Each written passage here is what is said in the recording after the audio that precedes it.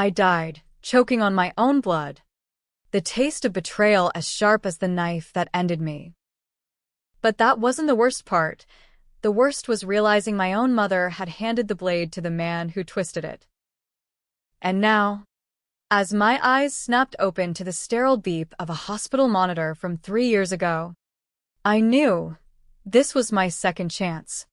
And hell if I wouldn't make her pay for every lie she'd buried. The fluorescent lights buzzed overhead like angry hornets, and I gasped, my chest heaving as if I'd just run a marathon through fire. Nurses rushed in, their voices a blur of concern. "Miss Thompson? Emma? You're awake." But I barely heard them. My hands, young and unscarred, clutched the thin hospital blanket. This wasn't the cold morgue slab. This was St. Mary's ER in suburban Chicago. The night of my accident. The one that, in my first life, had spiraled into everything unraveling. I was 18 again. Freshly graduated from Lincoln High, buzzed on cheap champagne at my own party, when some asshole spiked my drink with enough roofies to knock out a horse. I blacked out. Woke up in that same ER with a fractured skull from a fall down the stairs at home. Doctors called it a tragic mishap. Mom called it karma for my wild ways. But I knew better now. She'd seen me stumbling, half-conscious, and instead of calling 911, she'd let my stepdad, Richard, the snake she'd married for his real estate money, drag me upstairs. He didn't just help me to bed. He waited until I was out cold, then staged the fall to cover his assault. And Mom, she cleaned up the evidence, lied to the cops, and gaslit me for months after, whispering that I must have been too drunk to remember straight. In that first life, I believed her. Swallowed the guilt, the shame, the therapy bills she made me pay for my part-time job at the mall.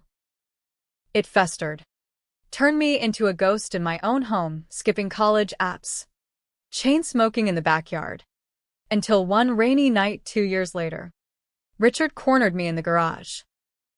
"Your mother's tired of your drama, Emma," he'd hissed, his hands like vices on my arms. The knife was from the kitchen block she'd sharpened that morning.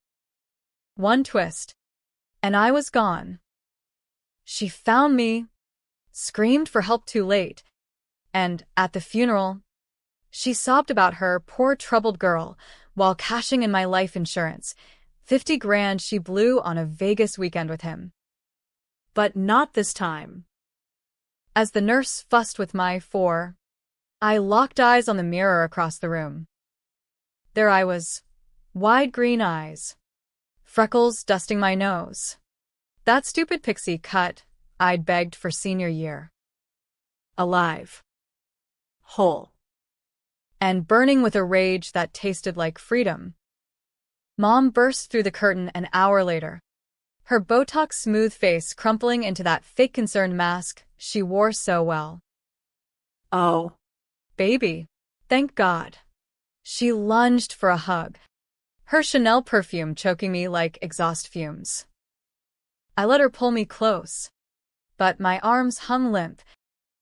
Up close, I could see the cracks, the faint crow's feet she'd deny, the way her manicured nails dug in just a little too hard, like she was anchoring me to her script. "I'm okay, Mom," I murmured, voice steady. Inside, I was cataloging the pearl necklace from Richard, the fresh highlights she'd gotten last week. In this timeline, Dad had only been gone a year, divorced her after catching her flirting with his boss at the country club. She'd snagged Richard 6 months later, a rebound that smelled like premeditation from day one. The real estate boom in Naperville had made him a catch, and she'd reeled him in with tears and low-cut dresses. She pulled back, dabbing her eyes with a tissue. "The doctors said you fell at the party." "Jesus, Emma. What were you thinking? Drinking like that? Your father's going to kill me. Dad. The thought of him twisted the knife deeper. In my first life, he drifted away after the accident, remarried some sweet yoga instructor named Lisa in California, sending birthday cards that felt like pity. But he'd always suspected, called me late nights, probing gently. You sure everything's okay over there? Kiddo. I'd lied to protect Mom, because that's what daughters do. Or so I thought. Let me handle Dad, I said, forcing a weak smile. Just get me out of here. By morning, I was discharged with a concussion pamphlet and a bottle of painkillers. Mom drove me home in her white Lexus, chattering about rescheduling my community college orientation. The house loomed at the end of Oakwood Lane, 2 stories of beige siding and black shutters. The kind of McMansion that screamed, keeping up with the Joneses. Richard's truck was in the driveway, and my stomach lurched. Not yet. I wasn't ready to face that smug bastard. Inside. The air was thick with the scent of her lavender candles, her go-to for masking the rot. Rest up, sweetie, she cooed, tucking me into my old twin bed with its faded Taylor Swift posters. As she closed the door, I heard her murmur to Richard in the hall, "She's fine. Just a dumb kid mistake." His low chuckle followed, oily and knowing. I waited until their footsteps faded, then slipped downstairs to the kitchen. The knife block gleamed under the under-cabinet lights. My fingers itched to yank one out, to end it right there, but no. Revenge wasn't a quick stab, it was a slow bleed. I needed proof first. In my first life, I'd found scraps, a deleted text on her phone about keeping her quiet, a bank transfer from Richard to her for discretion. But the cops dismissed it as paranoia. This time, I'd build an arsenal. Over the next week, I played the part, the grateful daughter, helping with dishes, laughing at Mom's gossip about the neighbors. But at night, I scoured the house like a ghost. Under her bathroom sink, behind dusty photo albums in the attic, nothing yet. Richard watched me warily, his eyes lingering too long when Mom wasn't looking. Glad you're feeling better, Emma, he'd say, clapping my shoulder hard enough to bruise. I smiled through gritted teeth, memorizing the way his Adam's apple bobbed when he lied. The turning point came on my 19th birthday, 3 months after the fall. I'd planned it meticulously, a small family dinner, just us 3, with Dad flying in from Sacramento. Mom hated surprises, but I wrapped the gift anyway, an antique silver locket, heart-shaped, engraved with "Forever Yours," E&D for Emma and Dad. I'd saved every penny from my barista gig at Starbucks, hunting it down on Etsy because it matched the one Dad had given me as a kid, the one she'd lost in the divorce purge. She unwrapped it at the table, her face lighting up for the cameras, Richard snapping pics on his iPhone. Oh, ink. It's beautiful, but as her fingers traced the engraving, her smile faltered. Forever yours. Candy? What's that supposed to mean? Dad and me, I said softly, glancing at him across the turkey platter. His eyes misted. He'd aged a decade in grief last time, blaming himself for leaving. It's like the old one. Remember? Her laugh was sharp, like breaking glass. That junk? I tossed it years ago. Sentimental crap. Before I could react, she flicked her wrist, and the locket sailed across the table, clattering into the mashed potatoes. Gravy splattered Dad's shirt. The room went dead silent.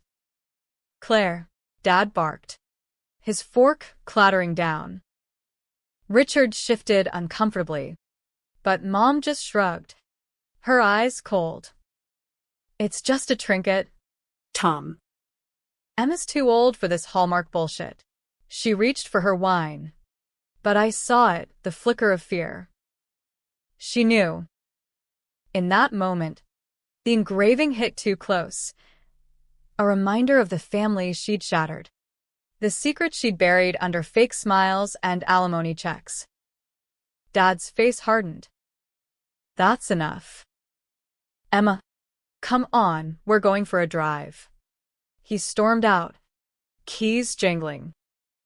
I followed, heart pounding, leaving her staring at the ruined gift like it was a grenade.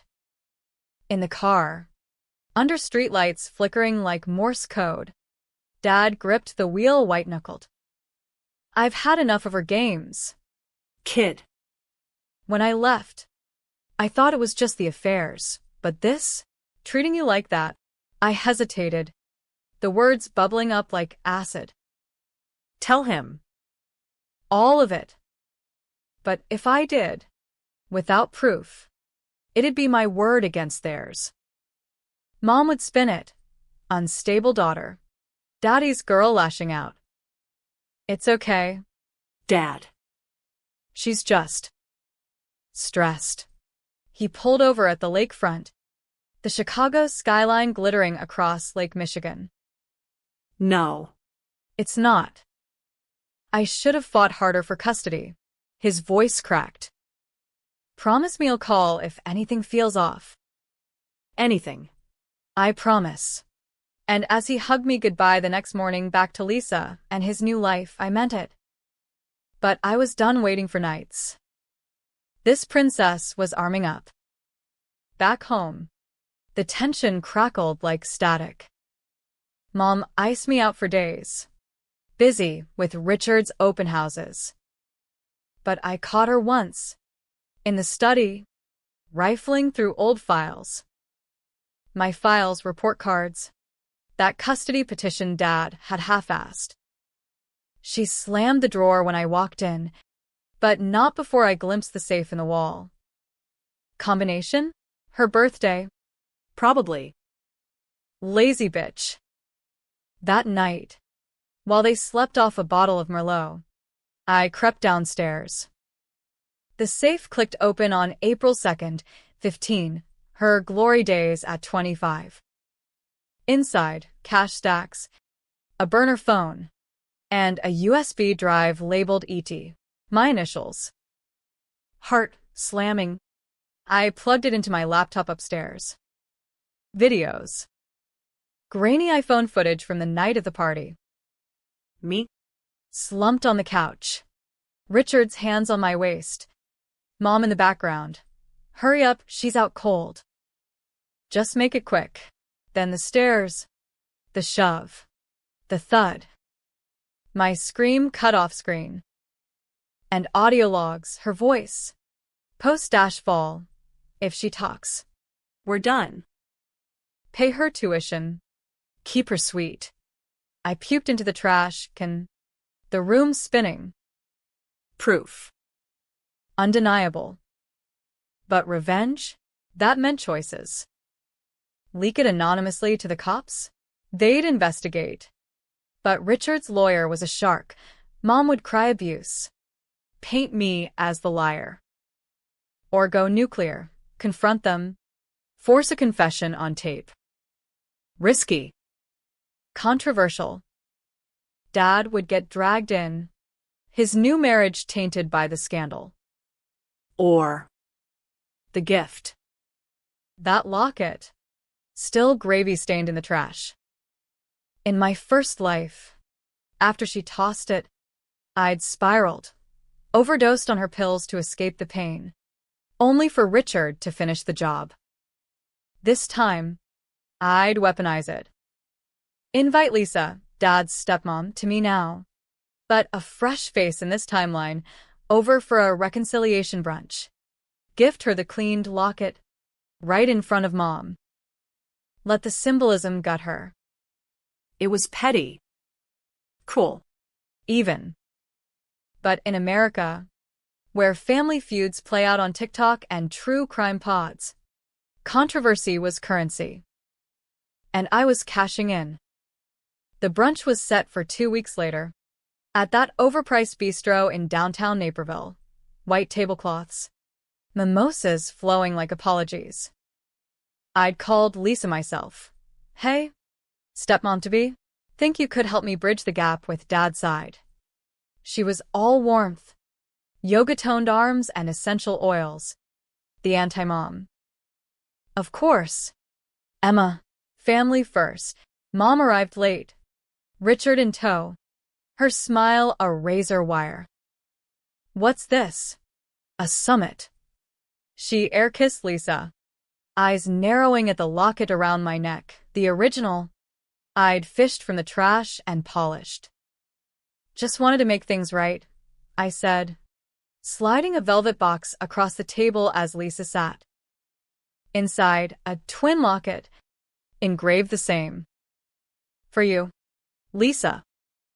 Because some bonds are worth keeping. Her face lit up. Genuine. Emma, it's stunning. Tom will love this. She clasped it on, the silver catching the light. Mom's fork scraped her plate like nails on chalkboard. Another one, after I said, "You said it was junk." I cut in, voice honeyed poison. But Lisa gets it. Real family doesn't throw away what's precious. Richard coughed into his napkin.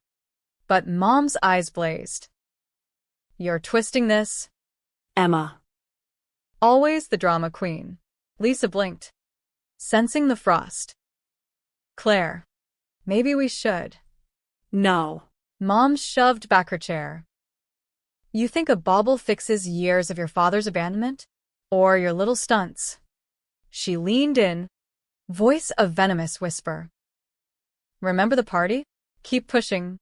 And I'll remind everyone how you begged for it. The table froze. Lisa's hand flew to her mouth. Richard paled.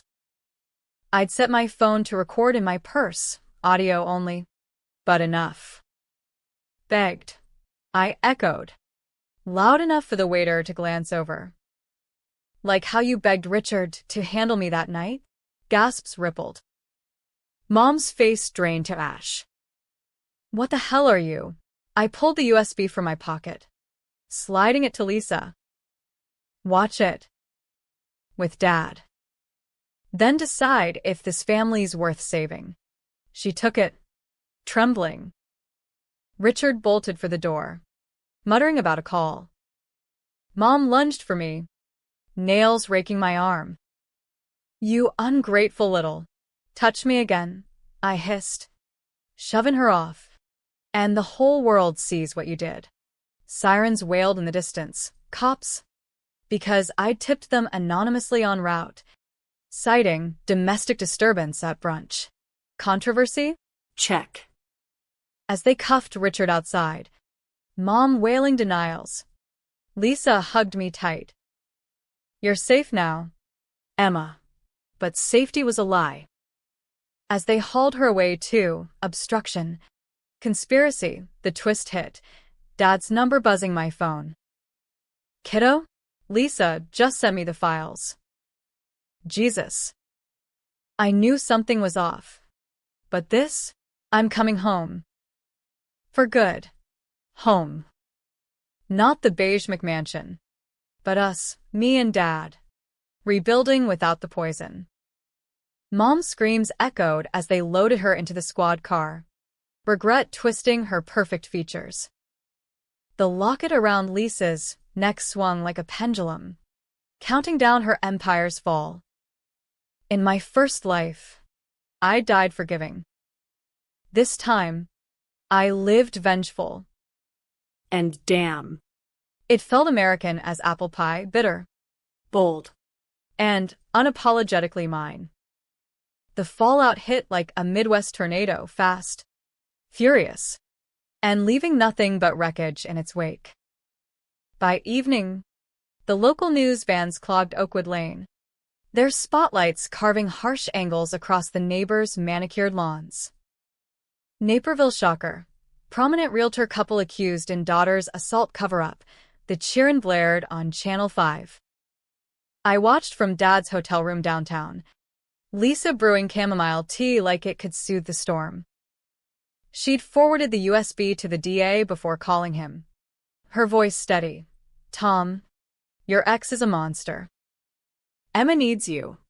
He arrived at midnight, bursting through the door with airport dishevelment, rumpled button-down, eyes red from the red-eye flight. He choked, pulling me into a bear hug that smelled of stale peanuts and Old Spice.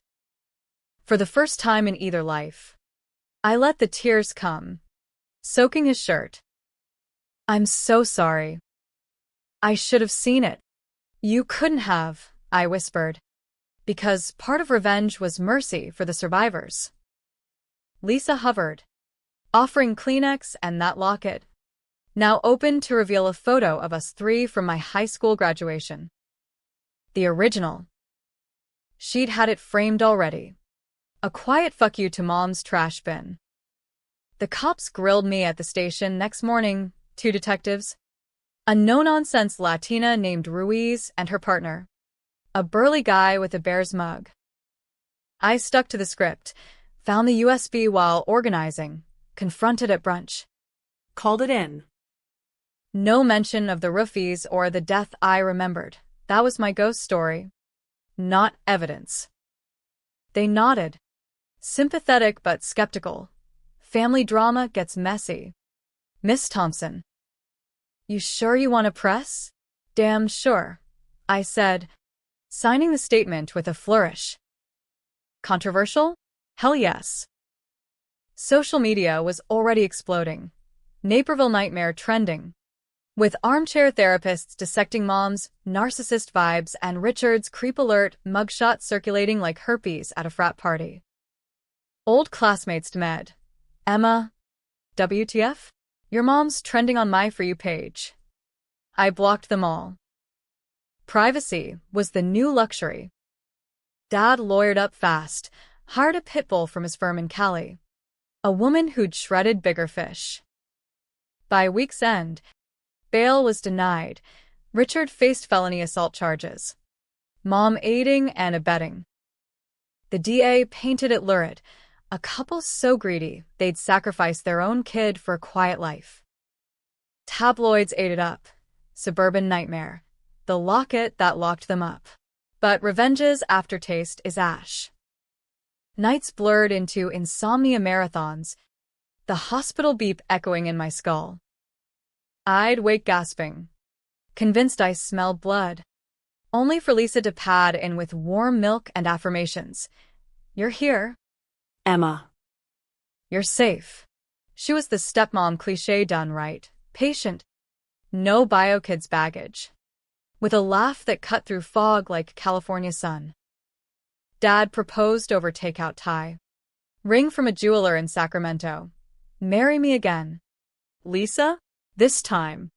With family. I walked her down the aisle 6 months later. A courthouse quickie in July heat. My dress thrift store simple, but the locket gleaming. Mom's trial loomed in September. But whispers from Ruiz hinted at a plea. 20 years for her. Life for him. I'd testify. Of course, relive the fall. The whispers. The knife in my first life, memory bleeding into this one's truth. Controversial decision? Opting for the stand over a quiet settlement. Dad begged me to recuse. Let the tape speak. Eminência. Spare yourself. But silence was her weapon once. Noise would be mine. As summer waned, cracks showed in the Victory facade. Anonymous letters arrived at the new apartment Dad rented, 2-bedroom walk-up near the Loop. A downgrade from the McMansion, but miles from ghosts. Whore's daughter, one read. Postmarked from county jail. Mom's handiwork. Probably. Smuggled via guard. I burned them in the sink. But paranoia crept in. Was Richard's brother. That sleazy contractor. Tailing me for my shift at the indie bookstore? A wrong number call at 2 a.m. Heavy breathing, prank, or threat. Worse, the moral rot. Friends from high school ghosted. One posted a vague Insta story. Some people chase clout with family skeletons. Sad. I unfollowed. But it stung. America's favorite pastime. Judging the survivor. Therapy helped. A no BS shrink named Dr. Patel who called my rebirth dissociative breakthrough, not supernatural. Whatever sparked it, he said, use it to rebuild, not just raise. Rebuild how? Community college waitlisted me. Scandals scared off recommenders, but Dad pushed. Defer. Chase that journalism bug. Expose the real monsters. He was right. In my first life, I dreamed of investigative reporting, unearthing stories like mine. Now, With the trial press pass in hand, I pitched a freelance piece to the Tribune, Surviving Suburbia, one woman's fight against familial betrayal. It ran the week before opening arguments. My byline bold, Emma Thompson. Mom's lawyer moved for mistrial, prejudicial publicity, but the judge denied. Smirking. Public interest trumps your client's privacy. Counsel. Court day dawned crisp. Leaves turning Trader Gold outside the DuPage County Courthouse. I slipped in early. Back row. Notebook trembling. Mom shuffled in chains under her orange jumpsuit. Hair limp. No makeup mask. Our eyes met. Hers widened, then narrowed to slits. Emma, she mouthed. Venom silent. The prosecution built slow. Forensics on the stairs, rug fibers matching my dress. Timestamps on the video syncing with 911 logs she delayed. Then me on the stand. Voice amplified by mic, but cracking inside. She watched him push me. Said it'd teach me a lesson. Gasps from the gallery, retired Karens clutching pearls. Reporters tapping furiously. Cross-exam was the gauntlet. Her lawyer, a silver fox with a drawl, leaned in. Miss Thompson, isn't it true you've harbored resentment since your parents' divorce? Fantasized about revenge. He waved the USB like a talisman. Planted evidence. Perhaps a daughter's desperate bid for daddy's attention. Objection sustained. But the seed planted, doubt in the jury box. Murmurs in the hall. Dad squeezed my hand post-testimony. Proud of you. kid. That's truth. But truth twists. That night. Holed up in a safe house motel. Precaution after a threat scrawled on my car. My phone lit with an unknown text. Check the safe again. Not everything's what it seems. Attached, a grainy photo of Dad and Richard. Arms around each other at a golf outing. Date stamped pre-divorce. What the fuck? I drove to the old house at dawn. Realtor lockbox bypassed with a bobby pin. The safe yawned empty. Cops had cleared it, but in the back. Taped under a false panel, a letter. Dad's handwriting. Claire. If you breathe a word about that night in Tahoe, the affair ends. The money's yours, keep Emma out of it. Tahoe. 5 years ago. Pre-marriage to Richard. I'd been 12. Shipped to camp while they vacationed. The affair, Mom's with Dad's boss. Or? No. The letter implied Dad knew about something darker. A cover-up of his own? Heart-hammering. I confronted him at breakfast. Letter slapped on the diner placemat. What is this? Dad? You protected her. His face crumpled. Coffee spilling. Lisa gasped. Ing. Wait. No. I stood. Chair scraping. All this time. Preaching family. But you buried shit too? For money. He sighed. Old and broken. It wasn't what you think. Tahoe. Richard and I were in business. Shady deal. Off-books development. skimmed funds. Claire found out, threatened to whistleblow. I paid her to shut up, but she twisted it, used the cash to hook him legit. I left to protect you from the mess. Protect. I laughed. Bitter. You left me with them. Lisa reached out. He tried. Emma. Filed for custody. But her lawyer. Enough. Dad's voice broke. I failed you. But that USB? It wasn't just theirs. I slipped it in the safe years ago, hoping you'd find it someday. My insurance. Twist upon twist. The revenge I'd orchestrated, built on his quiet sabotage. Controversial as hell, complicit dad, vengeful daughter. A family web of grime. But in that revelation, forgiveness flickered. Not absolution, but alliance. Mom's verdict came swift. Guilty. 25 to life. Richard. No parole. As she was let out, she spat. You ruined us. Emma. For a trinket. I leaned close to the bar. No. Mom. You did. The gift was just the mirror. Outside. Dad and Lisa waited, arms open. Rebuild with us? He asked. Yeah, I said, locket heavy around my neck. But this time, no secrets. Fall turned to winter.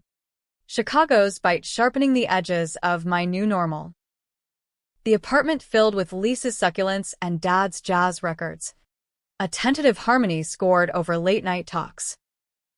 No more ghosts in the walls, just us, piecing puzzles without pretense. My Tribune piece ballooned into a podcast deal. Locket Lies. 10 episodes dissecting not just my story, but the systemic rot, how suburbia swallows daughters whole. Spitting out statistics on unreported assaults. Guests, survivors, shrinks, even Ruiz, who quipped, in America, justice is a slot machine. You hit the jackpot, Thompson. But jackpots breed envy. Richard's appeals dragged, his podunk lawyer filing motions laced with defamation suits against me. Slanderous lies from a fame-hungry teen, the filings read. Trolls swarmed my mentions, daddy's puppet, trauma porn queen.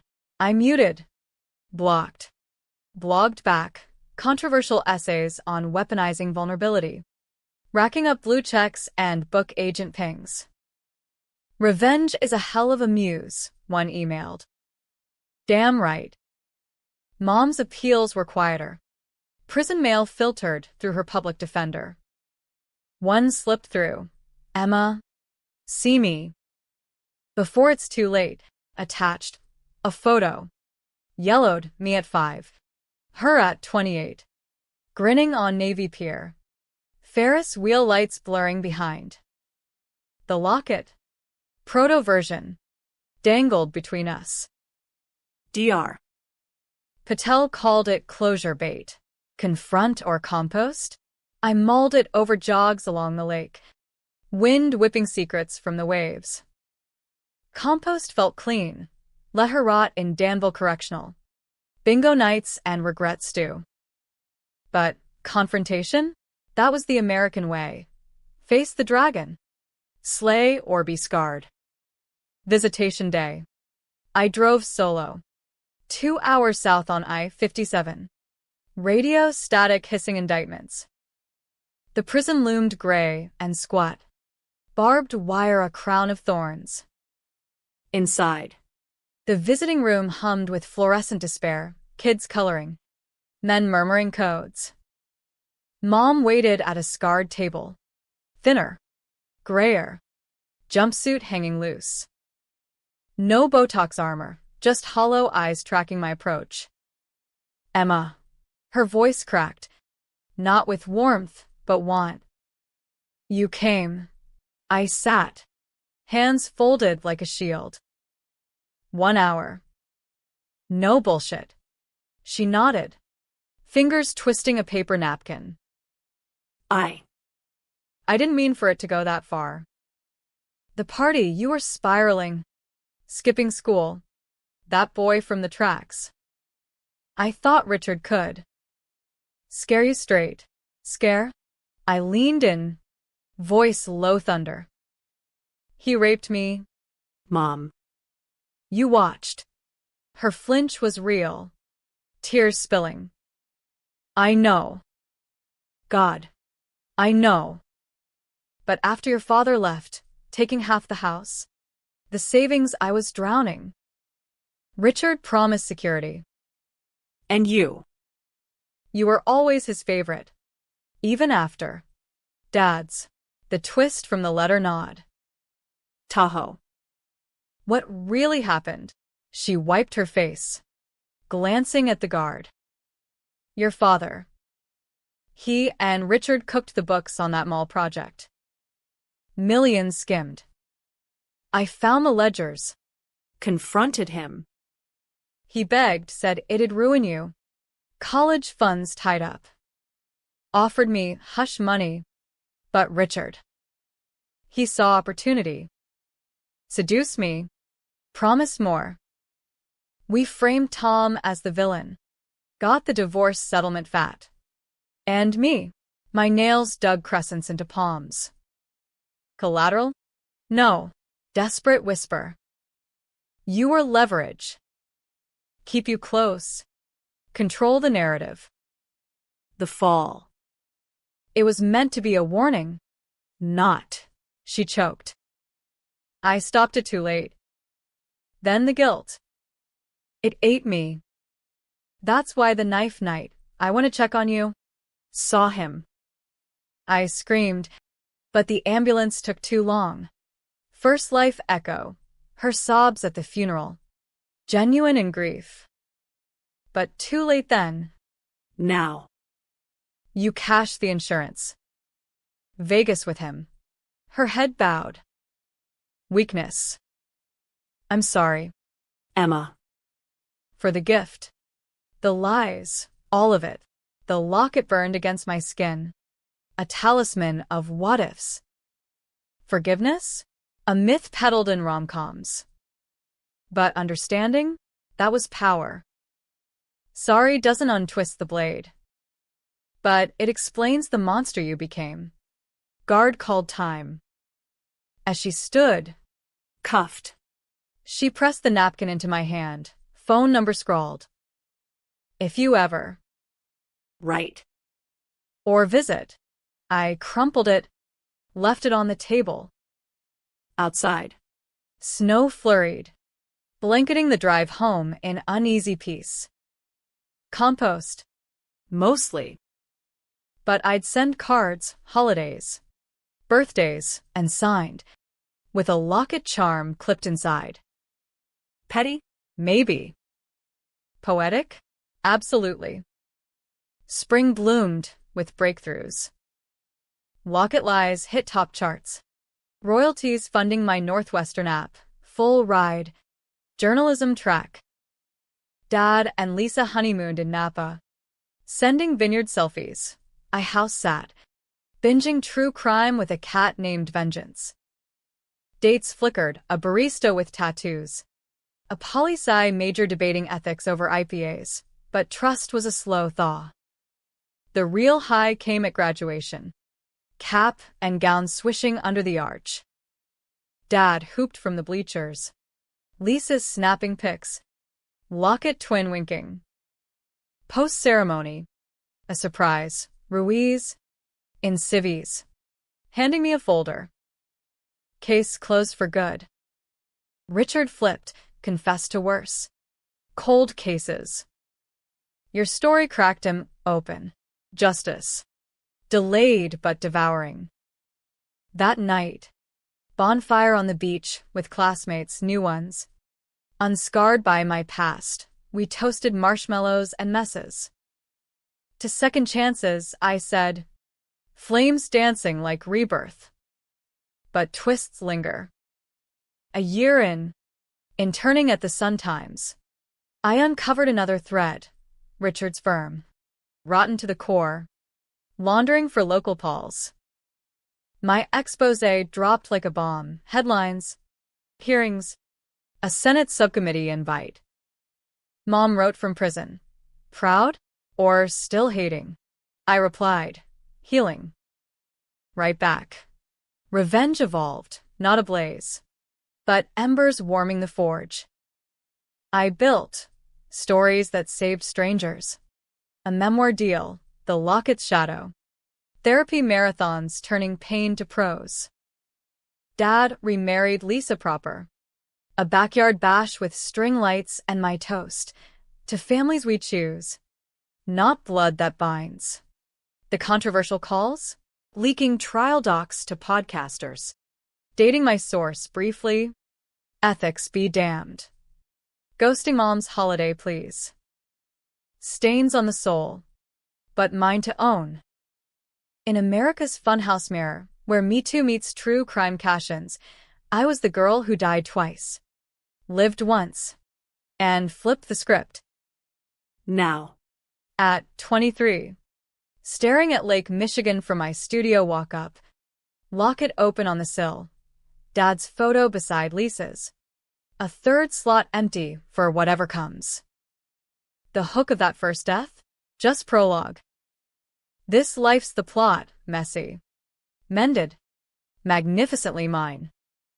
And if Mom ever walks free in 40 years, gray and gaunt, I'll be waiting with a gift, the key to her own cage. Forgiveness wrapped in finality. Because, in the end, the best revenge isn't destruction. It's outliving the darkness. Locket and all.